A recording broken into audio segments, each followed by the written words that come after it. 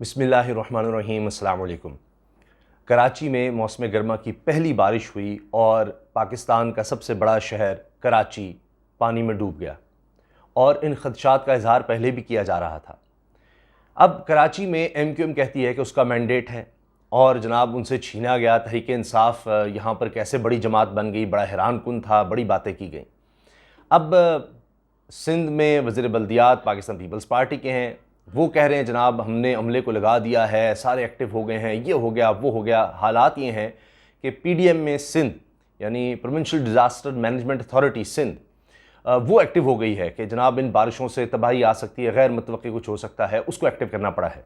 जिससे नज़र आता है कि सिंध में जो भी निज़ाम है वो दरम भरम है ही नहीं। तो कराची जो सबसे बड़ा शहर है, सबसे ज़्यादा कमा कर देने वाला है, उसका क्या हल होगा। अब MQM बहुत बुरी तरह फंस गई है। उसकी वजह यह है कि MQM ने साथ छोड़ा इमरान खान साहब का, तहरीक इंसाफ का, और अगर MQM ना जाती तो हुकूमत नहीं गिर सकती थी और ये आखिरी वक्त पर MQM ने फैसला किया था। अब इसमें बहुत सी बातें हैं, किस तरह से रात गए जनाब, सारे पहुँचे MQM के पास, उसमें जरदारी साहब, मौलाना साहब, नून लीग, शहबाज शरीफ सब पहुँचे और जनाब ये फैसला करवाया गया। लेकिन एक रिटन एग्रीमेंट था 18 नुकाती, उसका क्या बना आज तक कुछ पता नहीं। अब ये नहीं हो सकता कि MQM कहे कि जनाब ये पीपल्स पार्टी ने कुछ किया नहीं, कराची के लोग डूब गए, करंट लगा, बच्चे जाँ बाक हो गए हैं दीवार गिरने से, दीगर बुरी बुरी खबरें आ रही हैं।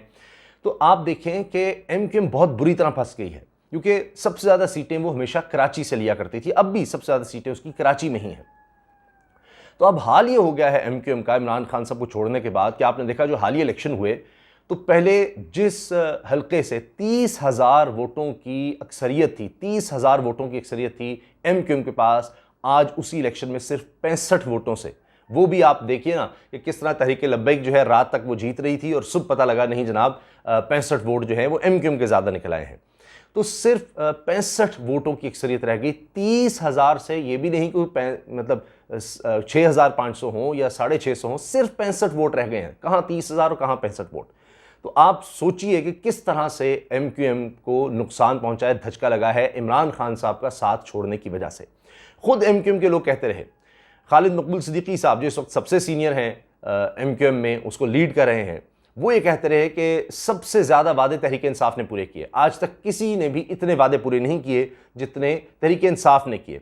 फिर क्या वजह थी कि MQM छोड़कर चलेगी और आज इस हाल में है कि हर कोई इस पर तनकीद कर रहा है, MQM परेशान है। अभी आप देखें कि काबीना इजलास होता है और उसमें शहबाज शरीफ साहब क्या कहते हैं कि जी सारे इसको ओन करें। असल में तो ख्वाजा आसिफ या नून लीग के दीगर लोगों ने कहा, जिसमें ख्वाजा साद रफीक भी थे, अमीर मकाम भी थे, कि जी सारी गालियां हमें पड़ रही हैं, जो इस वक्त मईशत का बुरा हाल है, सब लोग हमें बुरा भला कह रहे हैं, सारे मिलकर आए थे, कोई और भी तो सामने आए। तो फिर ऐसा होता नहीं है। कभी आपने माजी में देखा कि इमरान खान साहब को इस तरह आकर डिफेंड करना पड़े कि जी सारे लाइन बनाकर खड़े हो।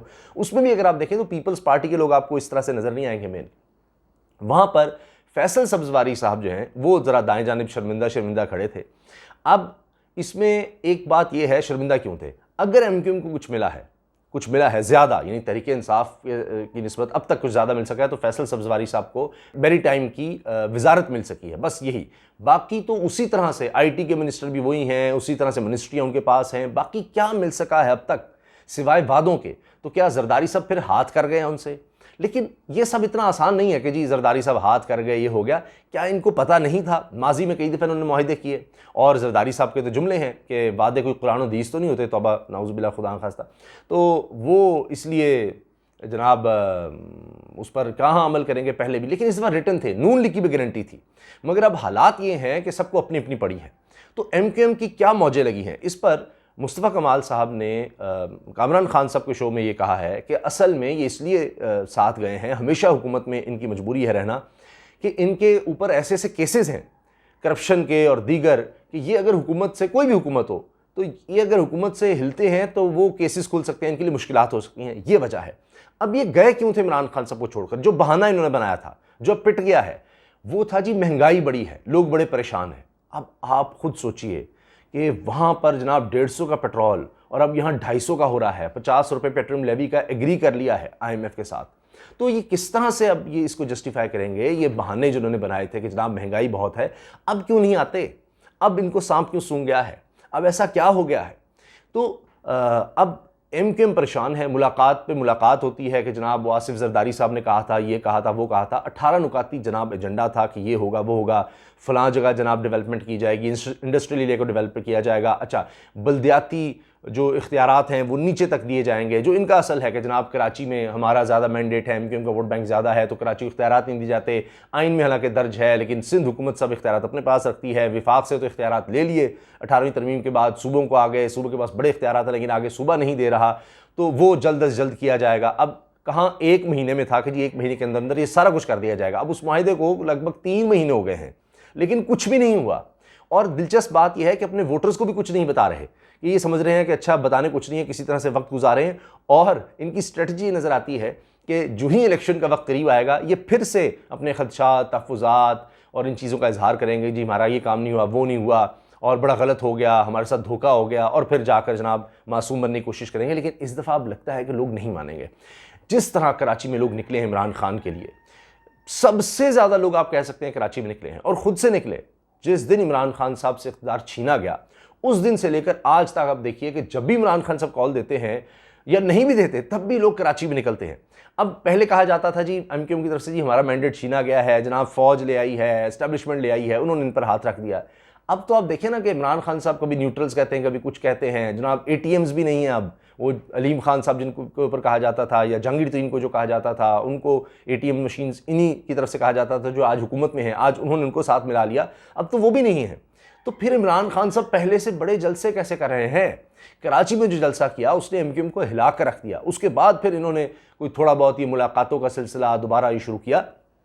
लेकिन अब कराची की, सिंध की बर्बादी में एमक्यूएम बराबर की हिस्सेदार होगी।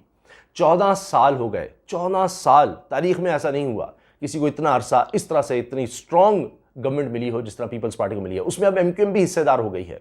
तो अब ये नहीं हो सकता कि एमक्यूएम कहे कि जनाब हमारा कुछ लेना देना नहीं है। तो एमक्यूएम ने अपनी सियासत को बहुत बड़ा नुकसान पहुंचाया है, बेड़ा गर्क कर लिया है, और अब ये सोच रहे हैं करें तो करें क्या। लेकिन अब मसला ये है, नज़र ये आता है कि अब इमरान खान साहब की तरफ भी नहीं जाया जा सकता।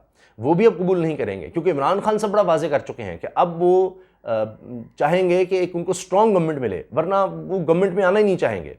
यानी 2/3 अक्सरियत कम अज़ कम, ताकि वो जो एजेंडा सोचते हैं, जिस तरह से करप्ट माफिया को वो ख़त्म करना चाहते हैं, सज़ाएँ दिलवाना चाहते हैं, वो कर सकें। वरना वो कहते हैं जी कोई कानून नहीं बनने देते थे, बड़े मसाइल थे।